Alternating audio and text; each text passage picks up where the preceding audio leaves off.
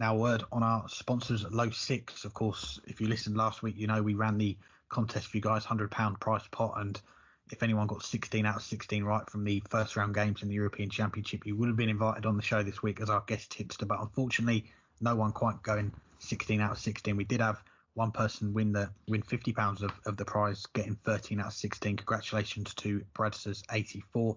And a shout out as well to Richard Stanway. We put a tweet up early on in that bumper session saying what time is the final match start going to go in for the 16th game, and Richard, spot on, 11:21 p.m. I don't know how he did it, but congratulations to him.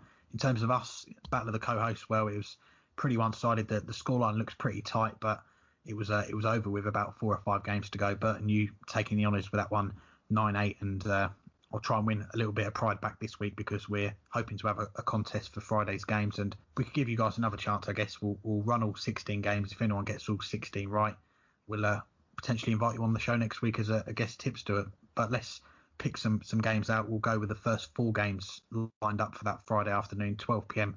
here in the UK, and kicking off the tournament we have Lithuania against Gibraltar. How do you see the first game going?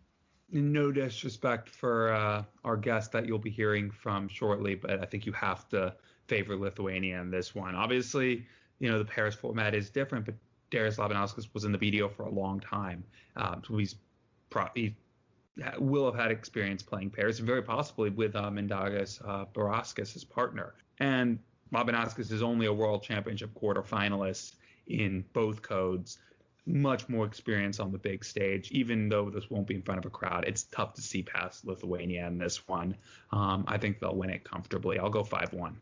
Well, I'll stick up for our guest on the show this week. Then I'll go with Craig, and yeah, he's going to be a bit of a baptism of fire for these two young lads, both 18 years of age, and I believe they're going to be the youngest team ever to play in the PDC World Cup. And this is, of course, going to be the first year that we won't see Dyson Parody. He was one of the ever presents in this tournament. He not qualifying, and these two young lads, they did come through the qualifiers. They finished in that top 2. They've deserved their spots on merit, and yeah, I guess on paper Darius Labanauskas is going to be the star name to look out for in this tie. But I'll go with the upset. I'll go with Gibraltar. I'll go the other way. Now, second game of the night, it's Hong Kong against China in an all East Asian affair. How do you see that one?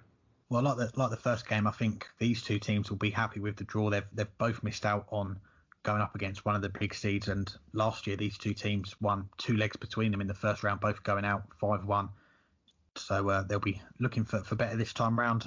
I think I'm going to go with Hong Kong on this one. They've got Kai Fan Lung in there and Royden Lam as well. Royden Lam, a former tour card holder. Kai Fan is on the tour at the moment. He's more used to playing on that stage, played on the European tour quite recently. So, and I know that the China team's had a few changes over the last few weeks as well, probably due to the travel restrictions and things going on outside of darts at the moment. So I'll go with Hong Kong for this one. I'm going to have to agree with you there. Long has played pretty well when we've seen him so far in the PDC. It's only thing that's gone wrong is some inconsistency. Royden Lam, of course, been around for a very long time, and it's tough to see past them as well. I think they're the more experienced, more talented team, and I think that will see them over the line. I think China will get a few legs. The Chinese team does get better year in, year out, but I don't think they're a match for this Hong Kong team. I'll go 5-2 to Hong Kong. Third game of the afternoon session then, and it is the debutants Portugal taking the place of Singapore in the field, taking on Hungary. How do you see this game going? Yeah, Portugal, the last minute, or almost last minute, I should say, replacement for Singapore, but they're only a replacement on paper because you have one of the best players in the world right now, and Jose de Sousa leading that team. We don't know much about his teammate, but I don't think we need to know much about his teammate, because as long as Jose plays anywhere near his best, I think that will just be too much of scoring power and too much overall consistency for a fairly decent Hungary team. But I just don't think they're a match for Jose de Sousa. I'll go 5-3. Ooh, okay, I'll go the other direction then. And yeah, as the first game that we touched on with Darius being the big name of the 4 players involved, Jose, of course, will be the big name. And last weekend, getting that 9-darter in the European Championship, he is a player in some excellent form. As you say, question marks around his partner, Jose Marquez. We're not quite sure how he's going to cope with playing on TV, playing on that stage for the first time. And I look to the Hungary team as well. Patrick Kovacs playing in the WDF virtual cup at the moment. I don't know if it was today when we're recording or quite over the last couple of days, but knocking out Martin Adams in the semi-finals. He's into the final with that.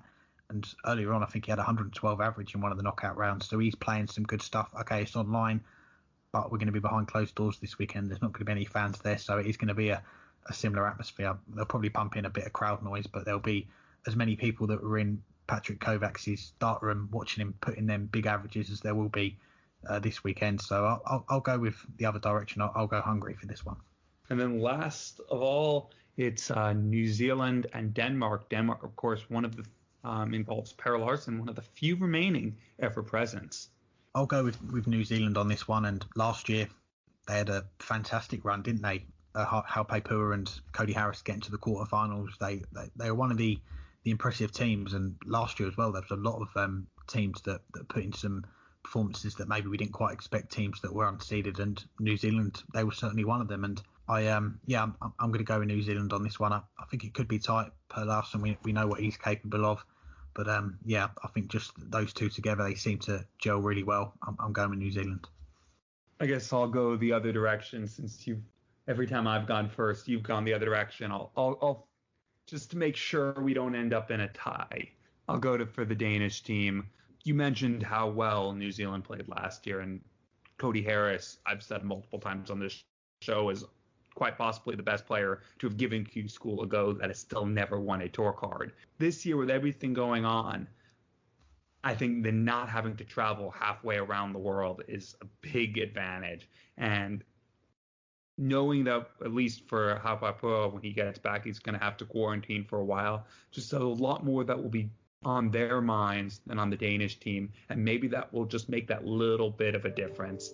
So to be different, I will go Denmark to win it 5-4, just in the realities of the COVID-19 world, although I do think that you're probably correct on this one. Well, those are our picks. We'll put out on Twitter as well our picks for all of the 16 first-round ties on Friday. And if you want to get involved in our competition on Low6, download the Low6 app, 18+, UK residents only, T&Cs apply.